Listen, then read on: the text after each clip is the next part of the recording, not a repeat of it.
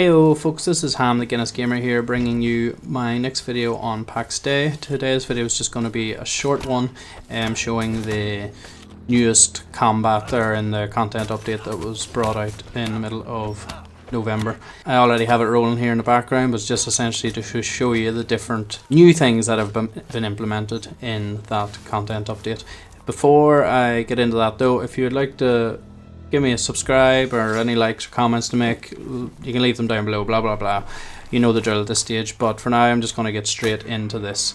I have to say I have enjoyed the update and the things that they've brought into combat. It's far from finished, it's far from perfect, but the developers are certainly making steps in the right direction.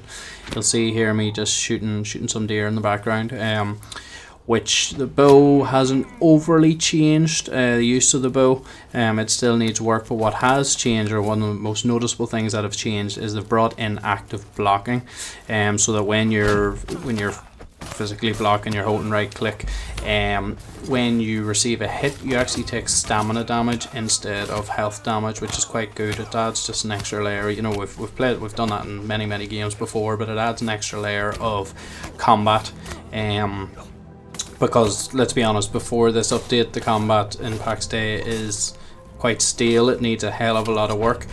As I say, this is a step in the right direction, but it still needs more work after that. After this, it's by no means finished and by no means perfect, but it is. What it has done is it has made the combat a bit more fun, a bit more engaging. They've also changed some of the health pools and things of enemy units, and have made, you know, the likes of boars there you see me killing, are considerably tankier and takes a good bit more effort. Also these inquisitors here then, or inquisition agents that we're fighting, they've been reworked as well. So everything, basically most enemies, most NPCs appear to have been reworked in different ways, and it all feels positive. I think a lot of it's quite subtle changes, but it all feels positive. What I will say is all this content in the background, or all the combat in the background, I was fighting with a friend of mine.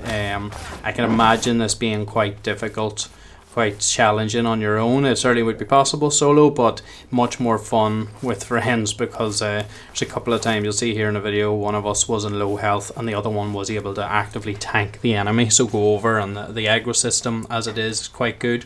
You go over and you do damage the enemy, a wee bit more damage maybe than the other person's done, and you get the aggro pretty quickly.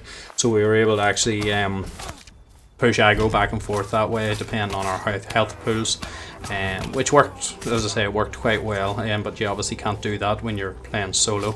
So active blocking solo is even more important, because your health doesn't come back quickly, even with the potions and things. You know, you can't use them that often. Your health doesn't go back that quickly, so you need to be actively blocking and actually playing smart. You know, I think if you were to just run, there's a direwolf we're fighting here. If you just go ham at a direwolf, depending on the level of it, it will kill you if you don't block, whereas if you block you have a much better chance of killing it.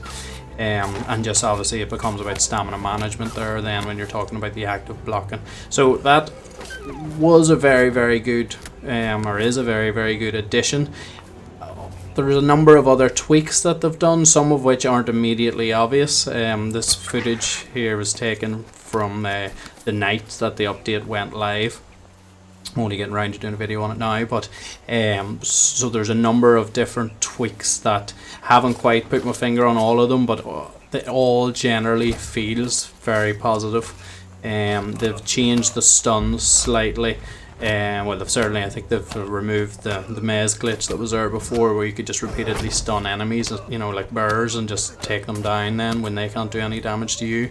But the stun of the shield feels a bit different. The stun of the mace that I'm using here has a stun on it too. They look similar, but they feel slightly different. I don't know what it is about them. But you'll see a couple of these clips of footage in the background. The two of us were able to use our stuns quite effectively.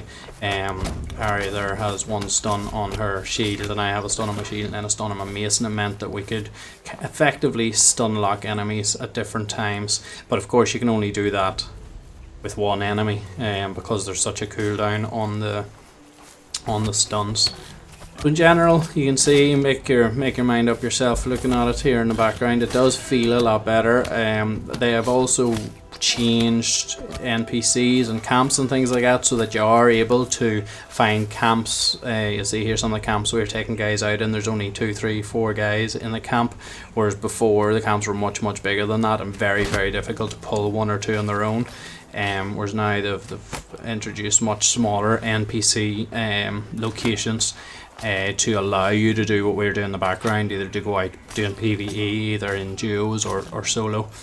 But again, that's had a very positive impact. It just makes it a wee bit more fun, and wee bit more, just gives you a bit more content to play when you're playing on your own, because inevitably I think a lot of people are like me, maybe you started with a group to play with, but that group's dwindled quite quickly because the game's far from finished. It's very much still in actively testing, and that's not for everybody, particularly when the only 2 veins of content in the game were building and crafting. So now I would say this is adding to that. I would say there's a bit of gameplay now available from a combat perspective, a bit of NPC killing PvE, but as I say, there's a lot more to be done to make it fully engaging. But the update is a step in the right direction, so I look forward to seeing what else the developers come up with in the future. As I say, it's just going to be a short video showing you this footage and my thoughts on it. But if you have any comments to make, feel free to leave them down below, and as always I'd be grateful for any subs that you're willing to hand out or any likes. But for now, wherever you are, thanks for watching, goodbye and good luck.